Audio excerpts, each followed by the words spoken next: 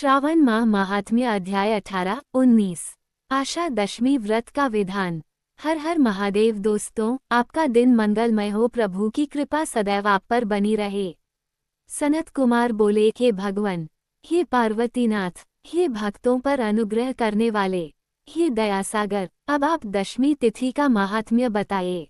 ईश्वर बोले, हे सनत कुमार, श्रावण मास में शुक्ल पक्ष की दशमी तिथि से यह व्रत आरंभ करें। पुनः प्रत्येक महीने में शुक्ल पक्ष की दशमी तिथि को यह व्रत करें।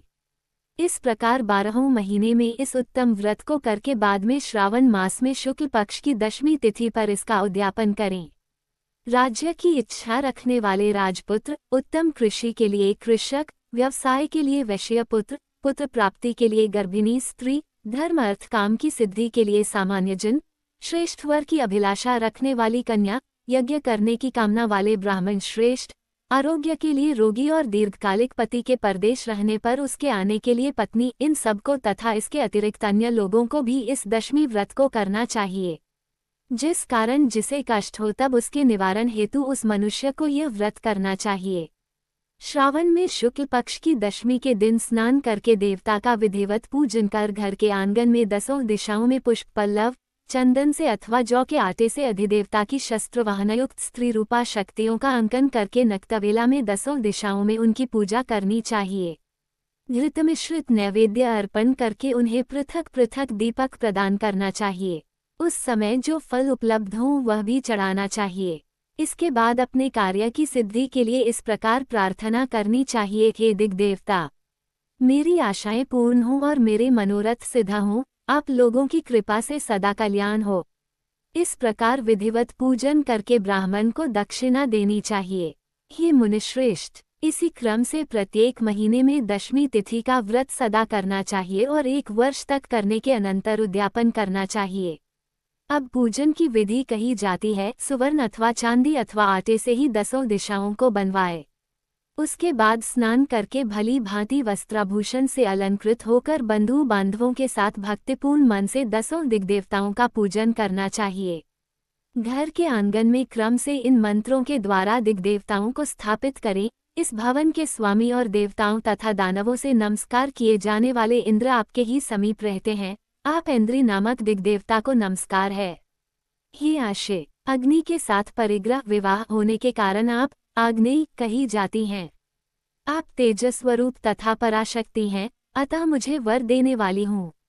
आपका ही आश्रय लेकर वे धर्मराज सभी लोगों को दंडित करते हैं, इसलिए आप संयमिनी नाम वाली हैं। हे यम्ये, आप मेरे लिए उत्तम मनोरथ पूर्ण करने वाली हूँ। हाथ में खड्ग धारण किए हुए मृत्यु देवता आपका ही आश्रय ग्रहण करते हैं, अतः आप निर्ऋति रूपा हैं।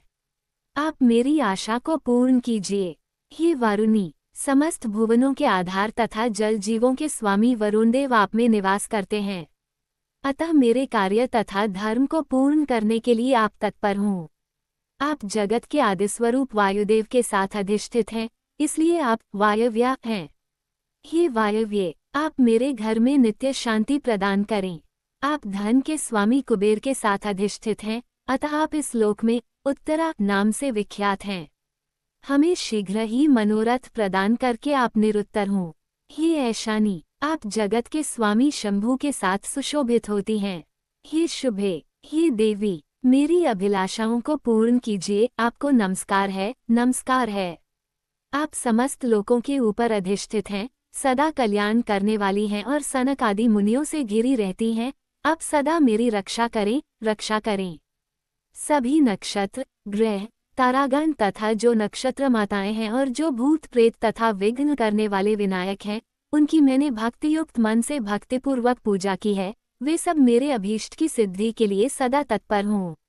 नीचे के लोकों में आप सर्पों तथा नेवलों के द्वारा सेवित हैं, अतः नागपत्नियों सहित आप मेरे ऊपर प्रसन्न हों। इन मंत्रों के द्वारा पुष्प, धूप आदि से पूजन करके वस्त्र, अलंकार तथा फल निवेदित करना चाहिए। इसके बाद वाद्य ध्वनि, गीत नृत्य आदि मंगल कृत्यों और नाचती हुई श्रेष्ठ स्त्रियों के सहित जागरण करके रात्रि व्यतीत करनी चाहिए। कुमकुम, अक्षत, तांबूल, दान, मान आदि के द्वारा भक्तिपूर्ण मन से उस रात्रि को सुखपूर्वक व्यतीत करके प्रातःकाल प्रतिमाओं की पूजा करके ब्राह्मण को प्रदान कर देनी चाहिए। इस विधि से व्रत को करके क्षमा प्रार्थना तथा प्रणाम करके मित्रों तथा प्रिय बंधुजनों को साथ लेकर भोजन करना चाहिए। हे तात, जो मनुष्य इस विधि से आदरपूर्वक दशमी व्रत करता है वह सभी मनोवांछित फल प्राप्त करता है। विशेष रूप से स्त्रियों को इस सनातन व्रत को करना चाहिए क्योंकि मनुष्य जाति में स्त्रियां अधिक श्रद्धा कामना परायण होती हैं। हे मुनिश्रेष्ठ, धन प्रदान करने वाले, यश देने वाले, आयु बढ़ाने वाले तथा सभी कामनाओं का फल प्रदान करने वाले इस व्रत को मैंने आपसे कह दिया। तीनों लोकों में अन्य कोई भी व्रत इसके समान नहीं है। हे ब्रह्मपुत्रों में श्रेष्ठ, वांछित फल की कामना करने वाले जो मनुष्य दशमी तिथि को 10 दिशाओं की सदा पूजा करते हैं, उनके हृदय में स्थित सभी बड़ी बड़ी कामनाओं को वे दिशाएं फलीभूत कर देती हैं। इसमें अधिक कहने से क्या प्रयोजन। हे सनत कुमार, यह व्रत मोक्षदायक है, इसमें संदेह नहीं करना चाहिए। इस व्रत के समान न कोई व्रत है और न तो होगा। श्रावण माह महात्म्य 19वां अध्याय 19। श्रावण मास की दोनों पक्षों की एकादशियों के व्रतों का वर्णन तथा विष्णु पुत्रारोपण विधि। ईश्वर बोले, हे महामुने, अब मैं श्रावण मास में दोनों पक्षों की एकादशी तिथि को जो किया जाता है उसे कहता हूँ, आप सुनिए। हे वत्स, रहस्यमय, अतिश्रेष्ठ, महान पुण्य प्रदान करने वाले तथा महापातकों का नाश करने वाले इस व्रत को मैंने किसी से नहीं कहा है। यह एकादशी व्रत श्रवण मात्र से मनुष्यों को वांछित फल प्रदान करने वाला, पापों का नाश करने वाला, सभी व्रतों में श्रेष्ठ तथा शुभ है। इसे मैं आपसे कहूँगा, आप एकाग्रचित होकर सुनिए। दशमी तिथि में प्रातःकाल स्नान करके शुद्ध होकर संध्या आदि कर ले और वेदवेता, पुराणज्ञ तथा जितेंद्रिय विप्रों से आज्ञा लेकर 16 उपचारों से देवाधिदेव भगवान का विधिवत पूजन करके इस प्रकार प्रार्थना करें, हे पुंडरीकाक्ष, मैं एकादशी को निराहार रहकर दूसरे दिन भोजन करूंगा। हे अच्युत, आप मेरे शरणदाता होइए। हे वत्स, गुरु, देवता तथा अग्नि की सन्निधि में नियम धारण करें और उस दिन काम क्रोध रहित होकर भूमि पर शयन करें। उसके बाद प्रातःकाल होने पर भगवान केशव में मन को लगाएं। भूख लगने तथा प्रस्खलन गिरना, ठोकर आदि लगना के समय श्रीधर इस शब्द का उच्चारण करें। हे वत्स, यह व्रत मोक्ष प्रदान करने वाला है, अतः 3 दिनों तक पाखंडी आदि लोगों के साथ बातचीत, उन्हें देखना तथा उनकी बातें सुनना, इन सब का त्याग कर देना चाहिए। तदनंतर क्रोध रहित होकर पंचगव्य लेकर मध्याह्न के समय नदी आदि के निर्मल जल में स्नान करना चाहिए। सूर्य को नमस्कार करके भगवान श्रीधर की शरण में जाना चाहिए और वर्णाचार की विधि से सभी कृत्य संपन्न करके घर आना चाहिए। वहाँ पुष्प, धूप तथा अनेक प्रकार के नैवेद्यों से श्रद्धापूर्वक श्रीधर की पूजा करनी चाहिए। उसके बाद सुवर्णमय, पंचरत्नयुक्त, श्वेत चंदन से लिप्त तथा 2 वस्त्रों से आच्छादित कलश को स्थापित करके और शंख, चक्र, गदायुक्त देवाधिदेव श्रीधर की प्रतिमा स्थापित कर उनकी पूजा करके गीत, वाद्य तथा कथा श्रवण के साथ रात्रि में जागरण करना चाहिए। इसके बाद विमल प्रभात होने पर द्वादशी के दिन विधिवत पूजन करके कृतकृत्य होकर बुद्धिमान को चाहिए कि श्रीधर नाम का जप करे। इसके बाद उन शंख, चक्र तथा गदा धारण करने वाले देवदेवेश श्रीधर की पुनः पूजा करें और सुवर्ण दक्षिणा सहित कलश ब्राह्मण को प्रदान करें। उस समय ब्राह्मण को विशेष करके नवनीत अवश्य प्रदान करें। इस प्रकार प्रार्थना करें, भगवान श्रीधर आज आप मुझ पर प्रसन्न हों और मुझे अत्युत्तम लक्ष्मी प्रदान करें। हे मुनिश्रेष्ठ, इस प्रकार उच्चारण करके जगत गुरु श्रीधर से प्रार्थना करके श्रेष्ठ ब्राह्मणों को भोजन कराकर अपने सामर्थ्यानुसार दक्षिणा देनी चाहिए। उसके बाद सेवकों आदि को भोजन कराकर गायों को घास खिलानी चाहिए। इसके बाद मित्रों तथा बंधु बांधवों समेत स्वयं भोजन करना चाहिए। हे सनत कुमार, मैंने आपको ये श्रावण मास की शुक्ल पक्ष की एकादशी व्रत विधि बतला दी, इसी प्रकार कृष्ण पक्ष की एकादशी में भी करना चाहिए। दोनों व्रतों में अनुष्ठान समान है, केवल देवताओं के नाम में भेद है। जनार्दन, मुझ पर प्रसन्न हो, ये वाक्य बोलना चाहिए। शुक्ल एकादशी के देवता श्रीधर हैं और कृष्ण एकादशी के देवता जनार्दन हैं। हे सनत कुमार, यह मैंने आपसे दोनों एकादशियों के व्रत का वर्णन कर दिया है। इस एकादशी व्रत के समान पुण्य व्रत न तो कभी हुआ और न होगा। आपको यह व्रत गुप्त रखना चाहिए और दुष्ट हृदय वाले को नहीं प्रदान करना चाहिए। ईश्वर बोले, हे सनत कुमार, अब मैं द्वादशी तिथि में होने वाले श्रीहरि के पवित्रारोपण व्रत का वर्णन करूंगा। पिछले अध्याय में देवी की कही गई पवित्रारोपण विधि के समान ही इसका भी पवित्रारोपण है। इसमें जो विशेष बात है उसे मैं बताऊंगा, सावधान चित्त होकर सुनिए। हे महामुने, इस व्रत के लिए जो अधिकारी बताया गया है उसे आप सुने। ब्राह्मण, क्षत्रिय, वैश्य, शूद्र तथा स्त्री, इन सभी को अपने धर्म में स्थित होकर भक्तिपूर्वक पवित्रारोपण करना चाहिए। द्विज को चाहिए कि अतो देवा अवंतु नो यतो विष्णु विचक्रमे पृथिव्याः सप्त धाम्भेः, इस मंत्र से विष्णु की पूजा करें। स्त्रियों तथा शूद्रों के लिए नाम मंत्र है जिसके द्वारा वे विष्णु की पूजा करें। इसी प्रकार द्विज कद्रुद्राय, इस मंत्र से शिवजी की पूजा करें। स्त्रियों तथा शूद्रों के लिए नाम मंत्र है जिसके द्वारा वे शिवजी की पूजा करें।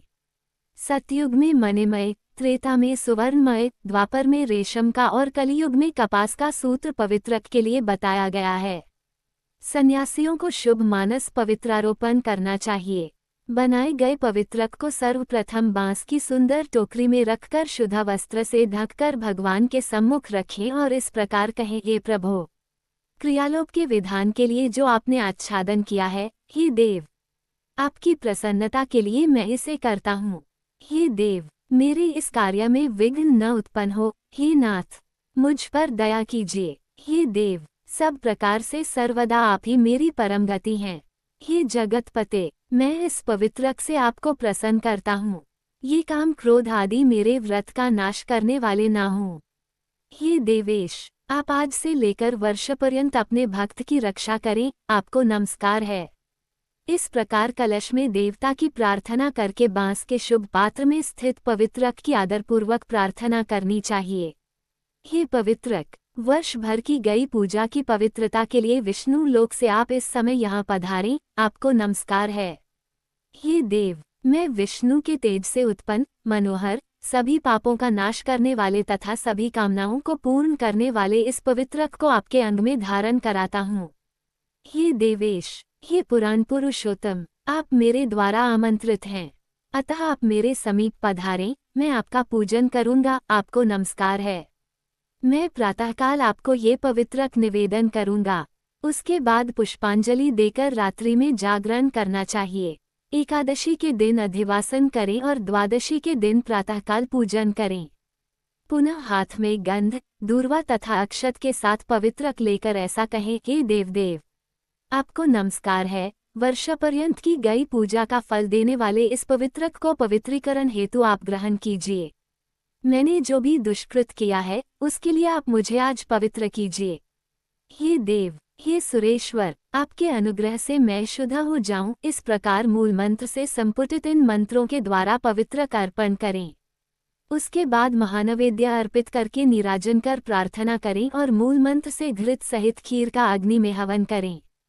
इसके बाद इसी मंत्र से पवित्रक का विसर्जन करके इस प्रकार बोले, हे पवित्रक, वर्ष भर की गई मेरी शुभ पूजा को पूर्ण करके अब आप विसर्जित होकर विष्णुलोक को प्रस्थान करें।